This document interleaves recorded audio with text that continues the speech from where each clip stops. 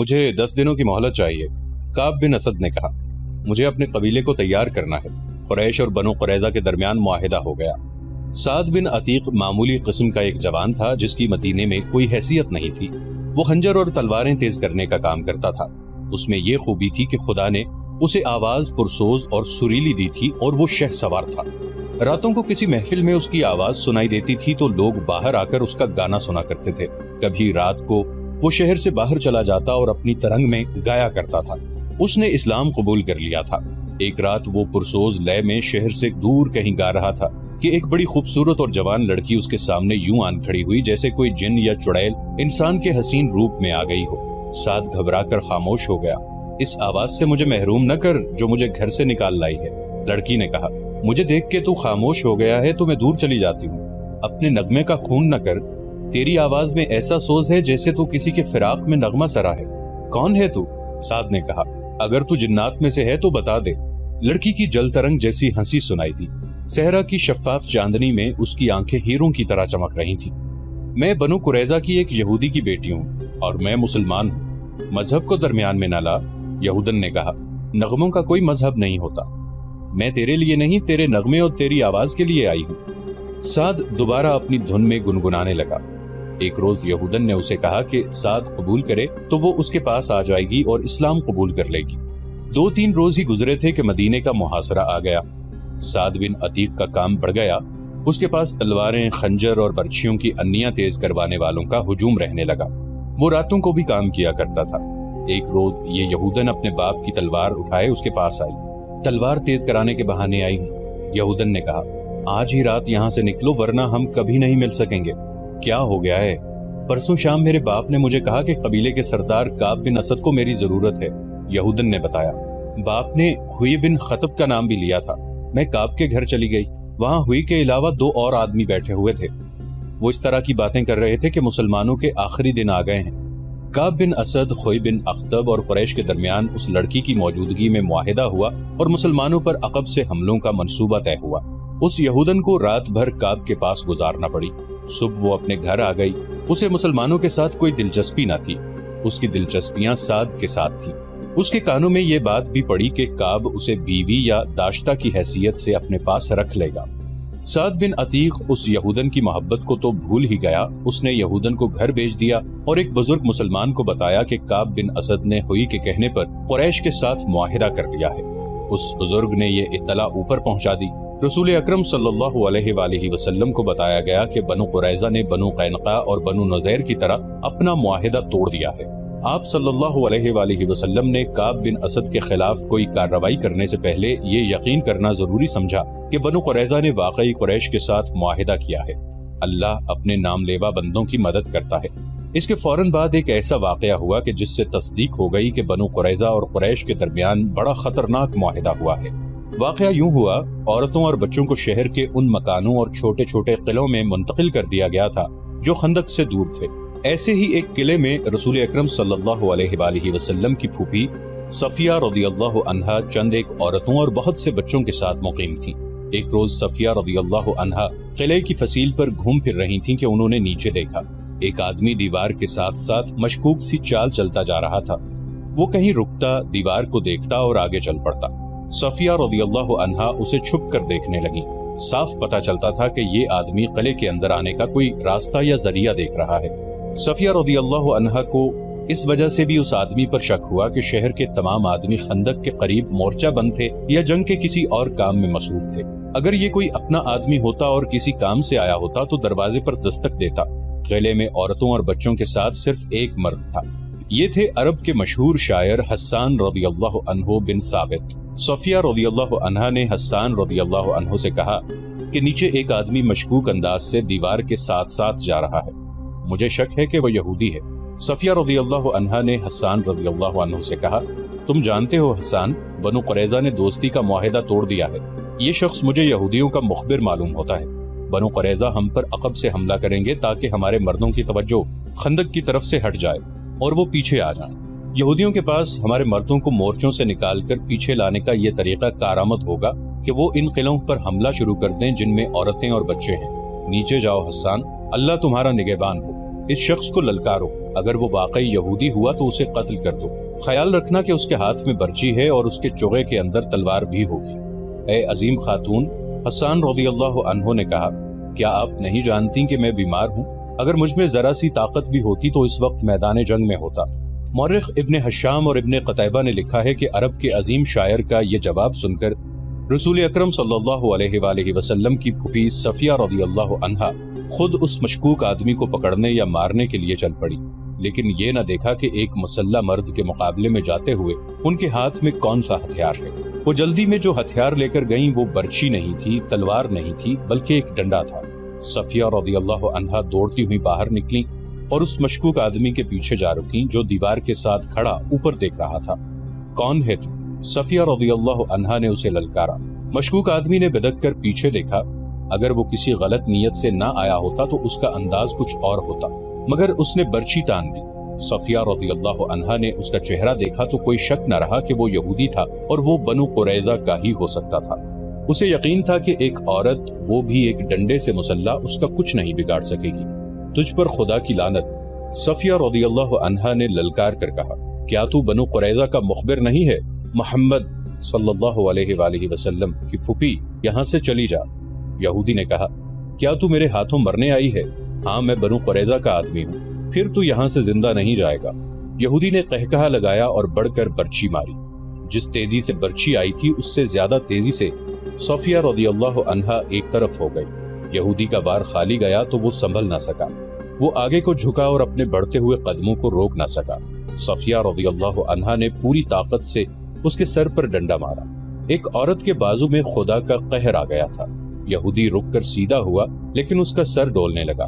صفیہ رضی اللہ عنہا نے اسے سنبھلنے کا موقع نہ دیا اور اس کے سر پر پہلے سے زیادہ زور سے ڈنڈا مارا۔ اب یہودی کھڑا نہ رہ سکا۔ اس کے ہاتھ سے برچی گری، پھر اس کے گھٹنے زمین سے لگے۔ صفیہ رضی اللہ عنہا نے اس کے سر پر، جسے خون بہ بہ کر اس کے کپڑوں کو لال کر رہا تھا، ایک اور ڈنڈا مارا۔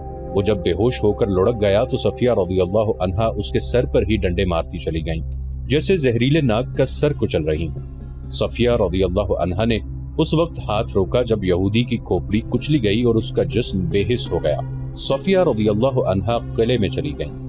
حسان، صفیہ رضی اللہ عنہا نے اپنے شاعر حسان سے کہا، میں وہ کام کر آئی ہوں جو تمہیں کرنا تھا۔ اب جاؤ اور اس یہودی کے ہتھیار اٹھا لاؤ اور اس کے کپڑوں کے اندر جو کچھ ہے وہ بھی لے آؤ۔ میں عورت ہوں، کسی مرد کے کپڑوں کے اندر ہاتھ ڈالنا ایک عورت کے لیے مناسب نہیں۔ چاہو تو یہ مال غنیمت تم لے سکتے ہو، مجھے اس کی ضرورت نہیں۔ حسان رضی اللہ عنہ نے شاعروں کی مسکراہٹ سے کہا، اللہ آپ کی عصمت و عفت کی حفاظت کرے، مال غنیمت کی ضرورت مجھے بھی نہیں ہے اور میں اپنے اندر اتنی توانائی محسوس نہیں کرتا کہ یہ کام سر انجام دے سکوں۔ مورخین لکھتے ہیں کہ یہ خبر رسول کریم صلی اللہ علیہ وآلہ وسلم تک پہنچی تو آپ صلی اللہ علیہ وآلہ وسلم کو پریشانی ہوئی۔ شہر میں خوراک کی کیفیت یہاں تک پہنچ گئی تھی کہ ہر فرد کو اس کی اصل ضرورت کی صرف 1/4 خوراک ملتی تھی۔ رسول کریم صلی اللہ علیہ وآلہ وسلم نے خدائے ذوالجلال سے مدد مانگی اور کوئی حکمت عملی سوچنے لگے۔ ادھر خندق کا محاذ سرگرم تھا۔ خالد کو اپنی اس بے وقت کی بے چینی اور بےتابی اچھی طرح یاد تھی۔ وہ خندق کے ساتھ ساتھ گھوڑا دوڑاتا اور کہیں سے خندق عبور کرنے کے طریقے سوچتا تھا۔ وہ مرد میدان تھا، لڑے بغیر واپس جانے کو اپنی توہین سمجھتا تھا، مگر وہاں لڑائی اس نوعیت کی ہو رہی تھی کہ قریش کے تیر انداز خاصی تعداد میں خندق کے اس مقام پر قریب آتے جہاں مسلمان مورچہ بند تھے۔ یہ سلا کی پہاڑی تھی۔ تیر انداز مسلمانوں پر تیر برساتے، مسلمان جوابی تیر اندازی کرتے۔ کبھی قریش کا کوئی تیر انداز جیش کسی اور جگہ سنتریوں پر تیر چلاتا، مگر مسلمانوں کا جیش فوراً پہنچ جاتا۔ رات کو مسلمان خندق پر سنتریوں کی تعداد میں اضافہ کر دیتے تھے اور قریش خندق سے دور پیچھے خیمہ گاہ میں چلے جاتے تھے۔ رسول کریم صلی اللہ علیہ وآلہ وسلم کو جہاں مدینے میں خوراک کی قلت کا جو قحط کی صورت اختیار کرتی جا رہی تھی احساس تھا، وہاں آپ صلی اللہ علیہ وآلہ وسلم کو یہ بھی معلوم تھا کہ قریش کا لشکر بھی نیم فاقہ کشی پر آ گیا ہے۔ یہ وہ کیفیت ہوتی ہے جو انسانوں کو ایک دوسرے کی شرائط ماننے پر اور معاہدوں اور سمجھوتوں پر مجبور کر دیتی ہے۔ کسی بھی تاریخ میں اس شخص کا نام نہیں لکھا جسے رسول کریم صلی اللہ علیہ وآلہ وسلم نے خفیہ طریقے سے قریش کے اتحادی غطفان کے سالار عینیہ کے پاس اس مقصد کے لیے بھیجا کہ اسے قریش کی دوستی ترک کرنے پر آمادہ کرے۔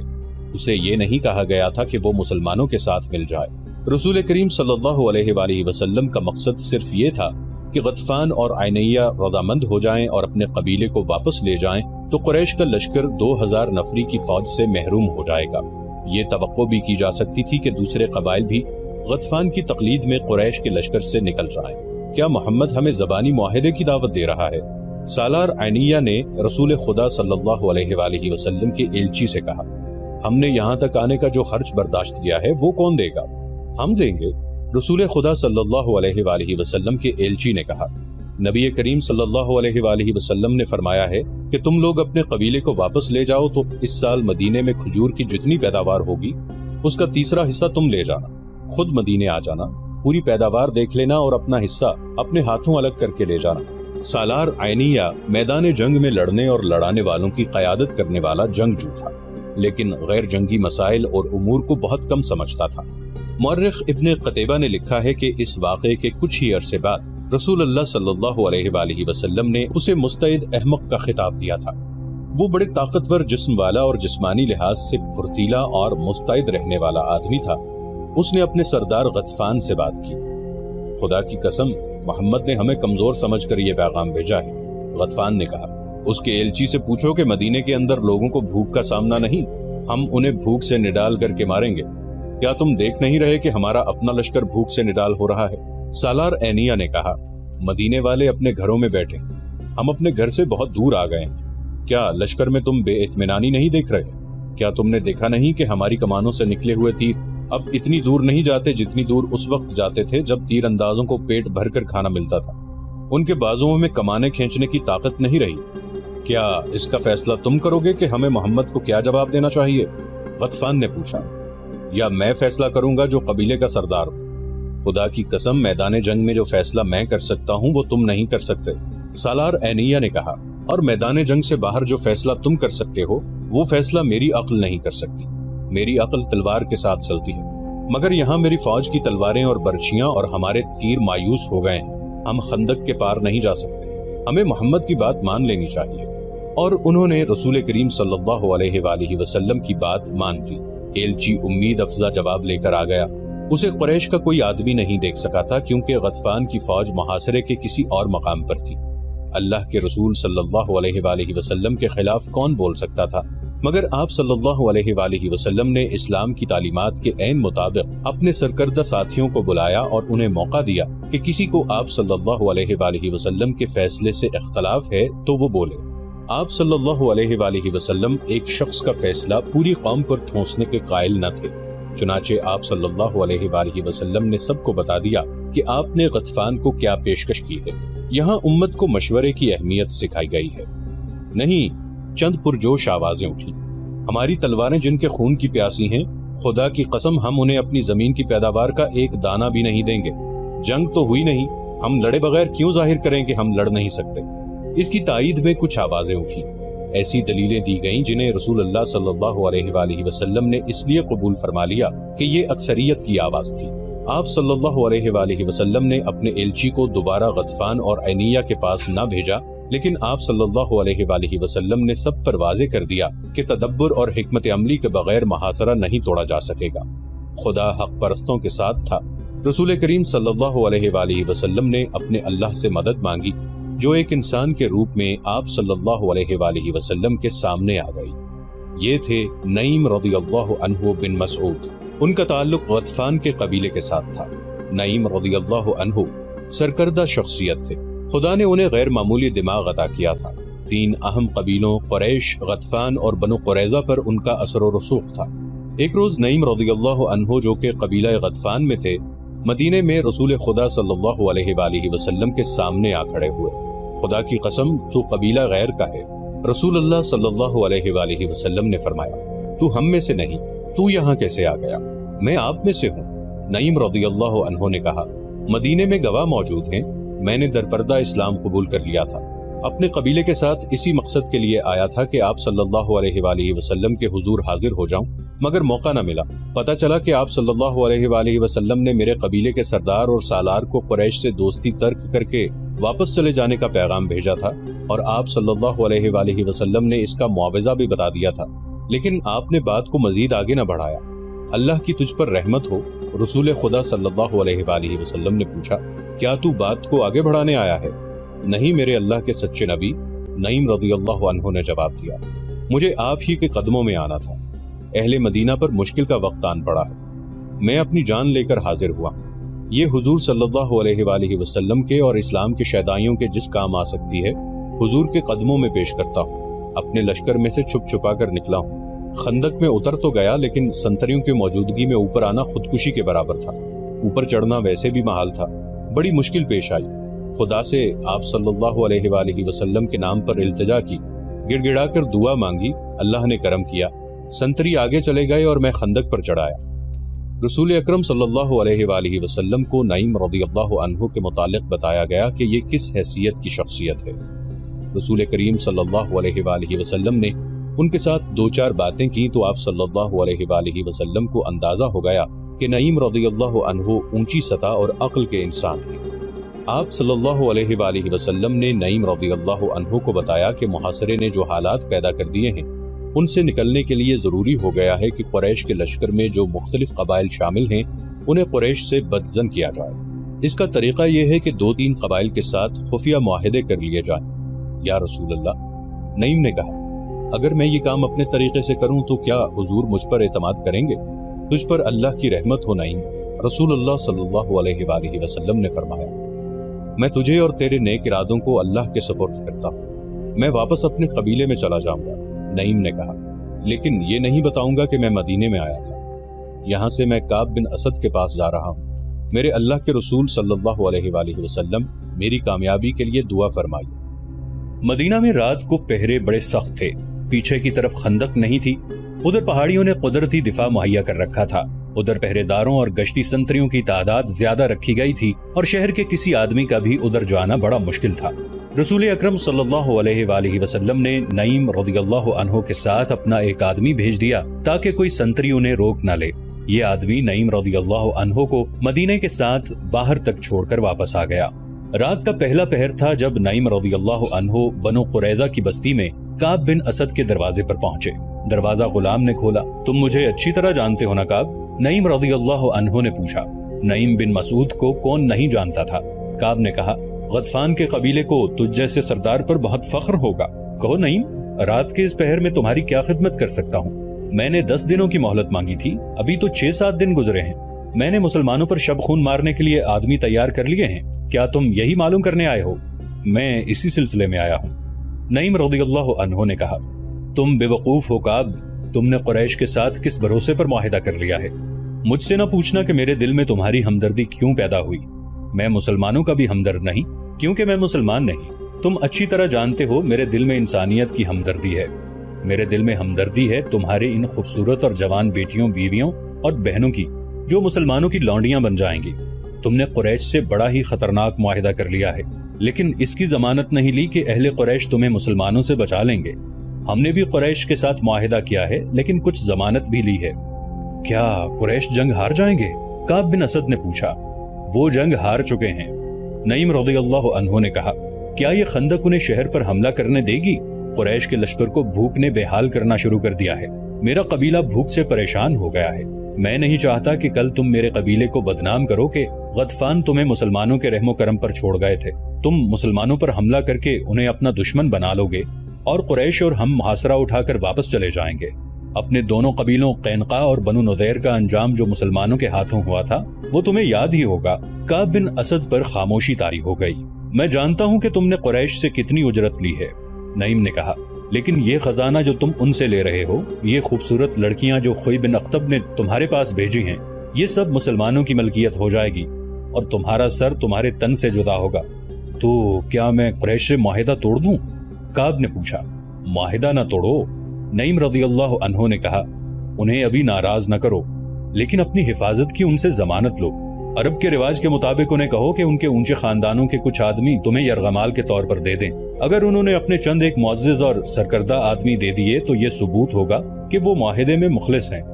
हाँ नईम, काब बिन असद ने कहा, मैं उनसे यरगमाल में आदमी मांगूंगा। नईम रज़ियल्लाहु अन्हु बिन मसूद रात के वक्त पहाड़ियों में चले जा रहे थे। उनकी मंजिल कुरैश की खैमागाह थी जो कई मील दूर थी। सीधा रास्ता छोटा था, लेकिन रास्ते में खंदक थी। وہ بڑی دور کا چکر کاٹ کے جا رہے تھے۔ وہ گزشتہ رات سے مسلسل چل رہے تھے، مگر چھپ چھپ کر چلنے اور عام سفر میں بہت فرق ہوتا ہے۔